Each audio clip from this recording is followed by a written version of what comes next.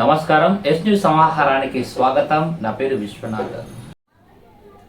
విద్యారంగంలో నూతన అధ్యాయానికి కృషి చేస్తానన్నారు ఆల్ఫోర్స్ విద్యా సంస్థల అధినేత, ఉమ్మడి కరీంనగర్, నిజామాబాద్, ఆదిలాబాద్, మెదక్ జిల్లాల పట్టభద్రుల ఎమ్మెల్సీ అభ్యర్థి డాక్టర్ వి నరేందర్ రెడ్డి. సుల్తానాబాద్లో ఆయన పర్యటించి పట్టభద్రులకు బుక్స్ను పంపిణీ చేశారు.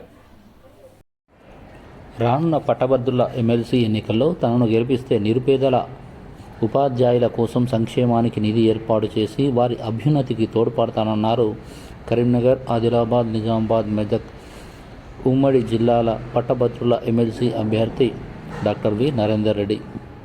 పెద్దపల్లి జిల్లా సుల్తానాబాద్ పట్టణంలో పలువురు పట్టభద్రులను కలిసి రానున్న ఎన్నికల్లో తనకు మద్దతు ప్రకటించాలని కోరారు.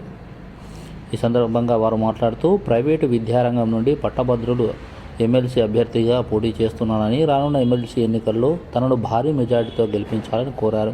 తాను గెలిస్తే ఒక ప్రైవేటు టీచర్ గెలిచినట్టేనని అన్నారు. ప్రైవేటు విద్యాసంస్థల సంక్షేమానికి, వారు ఎదుర్కొంటున్న సమస్యల పరిష్కారానికి తాను ఎల్లవెల్లా కృషి చేస్తానని అన్నారు. వారి వెంట పాఠశాల యాజమాన్యం, ఉపాధ్యాయులు తదితరులు ఉన్నారు.